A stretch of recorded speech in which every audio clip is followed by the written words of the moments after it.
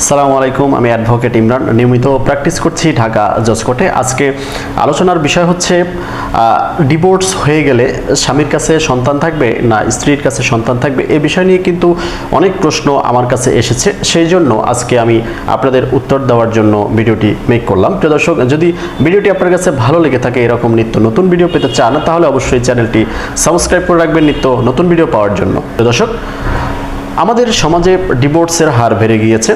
সমাজে ডিভোর্সের সংখ্যা যদি আমি হিসেব করি, তাহলে আপনার বাংলাদেশে টোটাল বাংলাদেশ হিসেব করলে কিন্তু ডিভোর্সের হার হচ্ছে 47%। আর যদি শুধুমাত্র ঢাকার কথা চিন্তা করি, তাহলে ডিভোর্সের হার হচ্ছে 82%। চিন্তা করা যায় কী পরিমাণের ডিভোর্সের হার হয়েছে। এই যে ডিভোর্স, নানান কারণে ডিভোর্স হতে পারে। প্রথমত টিকটক, ফেসবুক এর মাধ্যমে পরকীয়ায় লিপ্ত হতে পারে স্বামী কিংবা স্ত্রী। এছাড়া স্বামী যদি বিদেশে থাকে, তাহলে স্ত্রী এদিকে পরকীয়ায় লিপ্ত হতে পারে। আবার এমনও হতে পারে যে আপনার স্বামী বিদেশে গিয়ে অন্য মেয়েদের সাথে পরকীয়ায় লিপ্ত হতে পারে। তাছাড়াও বিভিন্ন সামাজিক বা পারিবারিক কোলাহল থেকেও কিন্তু আপনার ডিভোর্স হয়ে থাকে, এবং এই ডিভোর্সের সম্পূর্ণ ভুক্তভোগী হয় কিন্তু বাচ্চারা। অর্থাৎ আপনার একটি বাচ্চা রয়েছে, সেই বাচ্চাটা কিন্তু ভুক্তভোগী হয়, কারণ সে মাও পায় না, বাবাও পায় না। প্রিয় দর্শক, সেই জন্য প্রথম অ্যাডভাইস হচ্ছে আপনারা যেটাই করুন বাচ্চার সুখের কথা চিন্তা করে করবেন। এবার আসেন, যদি ডিভোর্স হয়ে যায়, সেই ক্ষেত্রে আপনাদের বাচ্চাটা কে পাবে, অর্থাৎ মায়ের কাছে যাবে না বাবার কাছে যাবে। আইন অনুযায়ী যদি হিসেব করি, তাহলে ছেলে বাচ্চা যদি হয়ে থাকে, তাহলে 7 বছর পর্যন্ত মায়ের কাছে থাকতে পারবে। এর পরবর্তীতে কিন্তু চাইলে বাবা নিতে পারবে। এবং যদি মেয়ে বাচ্চা হয়ে থাকে, তাহলে বয়সন্ধিকাল অর্থাৎ 18 বছর পূর্ণ না হওয়া পর্যন্ত কিন্তু মায়ের কাছে থাকতে পারে, এবং 18 বছর পূর্ণ হয়ে গেলে চাইলে কিন্তু সে বাবার কাছে যেতে পারে। তবে এই সময়টা মায়ের কাছে থাকুক বা বাবার কাছে থাকুক, সম্পূর্ণ দায়িত্ব কিন্তু বাবাকে নিতে হবে। অর্থাৎ সে আপনার আর্থিকভাবে যত ধরনের সুযোগ সুবিধা দেওয়া দরকার একটা বাচ্চাকে, সেগুলো কিন্তু দিয়ে আসবে। প্রিয় দর্শক, যদি আপনার বাবা নেশাগ্রস্ত হয়ে থাকে, সেই ক্ষেত্রে কিন্তু চাইলে মায়ের কাছেও সন্তান চিরজীবনের জন্য থেকে যেতে পারে। এছাড়া বাবা যদি বিয়ে করে এবং ওখানে যদি ওই স্ত্রী এবং অন্যান্য যারা রয়েছে তারা যদি বাচ্চার কোনো ক্ষতি করার চেষ্টা করে, সেই ক্ষেত্রেও কিন্তু মায়ের কাছে থাকতে পারে।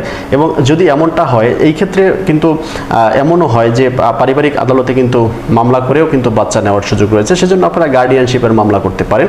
যদি বাবা মামলা করতে চায়, তাহলে সে গার্ডিয়ানশিপের মামলা করবে। আর যদি মা মামলা করতে চায়, তাহলে অবশ্যই অভিভাবকত্বের জন্য মামলা দায়ের করবে। প্রিয় দর্শক, সেই ক্ষেত্রে বাচ্চার শরীর এবং সম্পত্তির জন্য মামলা দায়ের করা যেতে পারে পারিবারিক আদালতে। প্রিয় দর্শক, সেজন্য একটি মূল্যমান দিতে হবে, অর্থাৎ একটি কোর্ট ফি দিয়ে মামলা দায়ের করতে হবে। এখন যদি মা ডিভোর্স হয়ে যায়, ডিভোর্স হয়ে যাওয়ার পরে যদি মা অন্য কোথাও বিয়ে করে ফেলে এবং সেই বিবাহের পরবর্তীতে যদি বাচ্চা সেখানে নিয়ে যেতে চায়, অথবা মা যদি এমন হয় যে নানা বাড়িতে তার সন্তানকে রেখে যেতে চায়, কিন্তু যদি এমন দেখা যায় যে বাবা স্বাবলম্বী হয়েছেন এবং বাবা তার সন্তানকে দেখে রাখতে পারবেন, এবং সন্তানও চায় যে মায়ের কাছে থাকবে না, সেই বাবার কাছে থাকবে, সেই ক্ষেত্রে কিন্তু আদালত সিদ্ধান্ত দিতে পারে যে সন্তান বাবার কাছে থাকবে। কারণ দিন শেষে স্বামী বা স্ত্রীর সুযোগ সুবিধার জন্য সন্তান কিন্তু স্বামীর কাছে বা স্ত্রীর কাছে দেওয়া হয় না।